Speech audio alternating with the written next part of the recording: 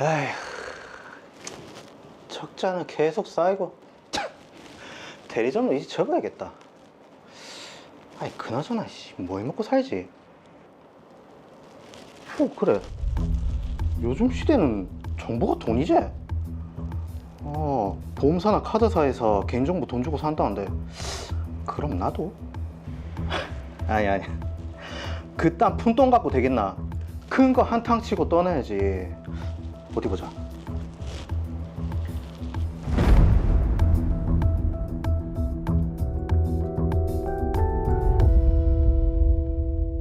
뭐 먹을까? 마라탕 먹을까? 마라탕? 잠깐만. 왜 뭔데? 얼마 전부터 자꾸 이상한 문자가 와서. 이게 뭐고? 가족들 중이겠다고? 요즘 무서워서 사실 밖에도 잘 못 나가겠다. 그래서 낮에 데이트 하자고 했구나. 처음에는 신경 안 쓰려고 했는데 자꾸 오니까. 그리고 요즘은 누가 뒤를 자꾸 따라다니는 느낌도 들고 해서. 누구지? 여보세요? 이번 주 일요일까지 1,000만 원. 안 그럼 너희 가족들은 다 죽는다. 수아야, 와 그러노? 오빠, 너 그 협박 전화 돈 준비하라고. 뭐라고? 야, 당장 경찰에 신고하자. 안 된다, 오빠. 경찰에 신고하면 성폭행하겠다고. 끝까지 복수하겠다고. 뭐?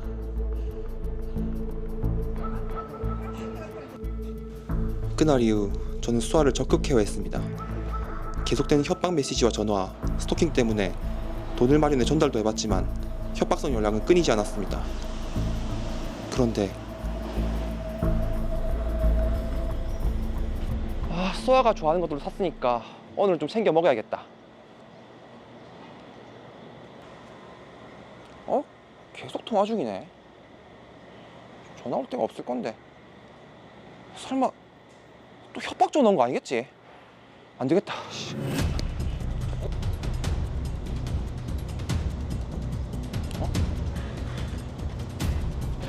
정말 일상생활이 힘들 얼마나 거지? 정도입니다. 수아야! 수아야!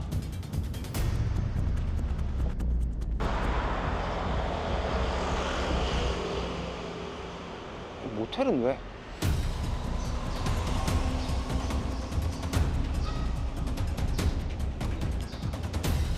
뭔가 이상한데.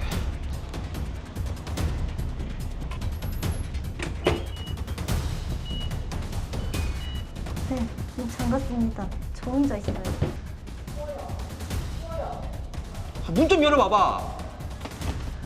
문은 또 왜 잠갔는데? 이 혹시 다른 사람이랑 있나? 오빠 가라, 나 지금 얘기 못한다. 아닙니다, 모텔 종업원이 와서. 네, 시키는 대로 해야죠. 네? 휴대폰을 먼저 개통하고요. 네, 시키는 대로 하면 수사도 안 받고 구속도 안 되는 것 맞죠? 네네. 혼자 있는데 문을 잠그고 안 열어준다. 혹시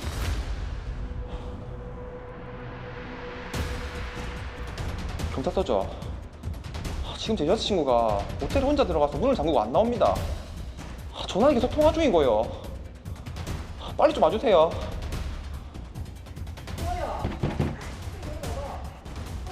그렇게 할게요. 김수아 씨, 경찰입니다. 시키는 대로만 하면 경찰 조사는 안 받는다고. 수아야, 니 대체 뭐 하는데 문까지 걸어 잠그고 통화만 하는데 그 협박범 전화가? 협박범이요? 사실은 제 여자친구가 얼마 전부터 협박 전화에 메시지에 스토킹까지 당하고 있어가지고. 그래요. 김수아 씨, 지금 누구랑 통화한 겁니까? 전화 끊으면 안 된다 그랬는데. 저 수사 받는 건가요, 형사님? 수사요?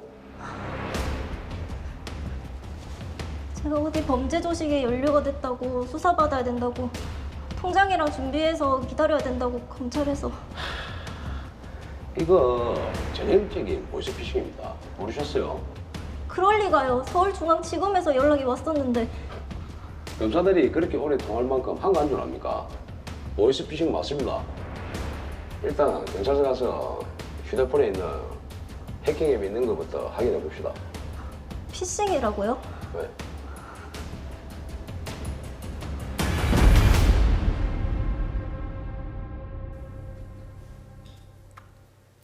네, 자, 사건이 꽤 복잡한데 하나씩 짚어보도록 하겠습니다. 자, 우선에 휴대전화 가게를 하던 신정호 씨가 갑자기 임수합 씨를 협박을 하기 시작했는데, 자, 박보영 변호사님, 이게 왜 이런 거죠?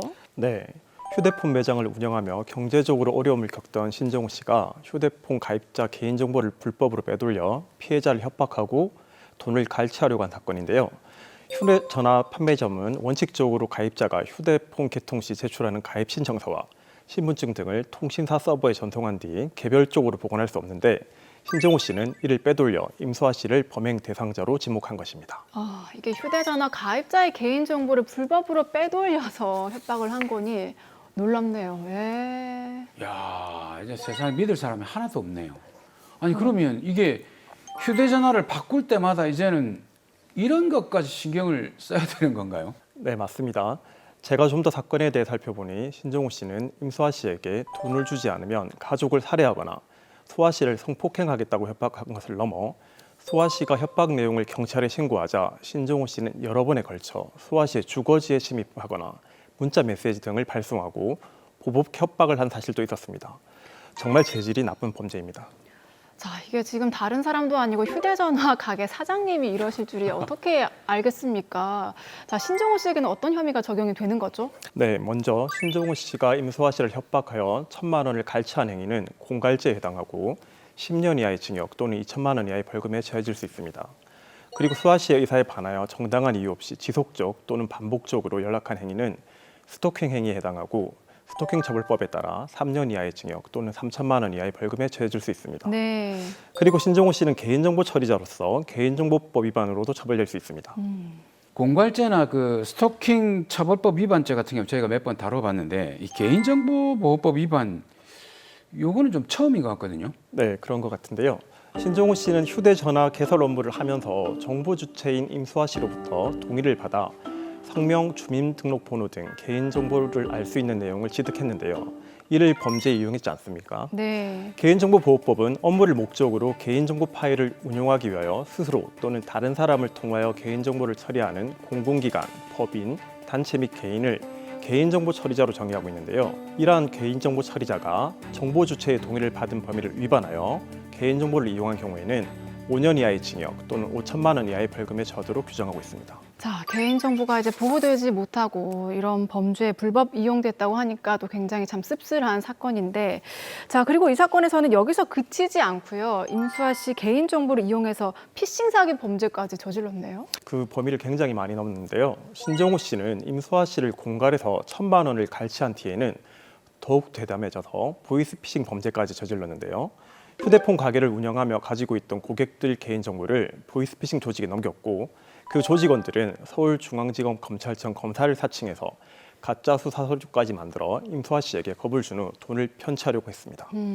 자, 그런데 이 사건이 좀 수법이 독특한 게 모텔에 스스로를 좀 감금하라라고 했잖아요. 보이스피싱 범들은 수아 씨에게 검찰이 수사 중인 특수 사기 사건에서 본인의 통장 계좌가 발견되었는데 범죄에 관여한 것이 아니냐고 장시간 추궁했고 혐의에서 벗어나고 싶으면 혼자 있는 곳으로 가서 대기하라. 지시에 따르지 않으면 바로 구속하겠다고 겁을 줘서 지시에 따르게 한 것입니다. 네. 그런데 이게 보이스피싱 이 협박에 속는다고 하더라도 이게 뭔가 이상하지 않습니까? 모텔에 스스로 들어가서 스스로를 감금하라.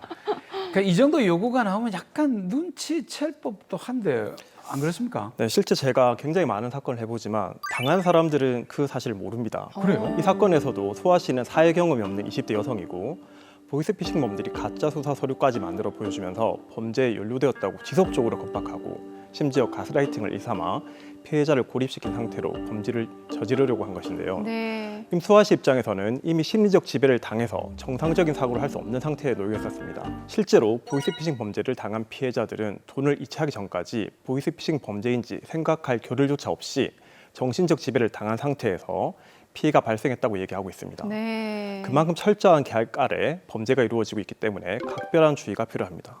자, 어쨌거나 남자친구의 신고로 극적으로 구조가 됐는데 지금 경찰의 말조차도 쉽게 믿으려 하지 않고 있습니다. 네, 그렇습니다.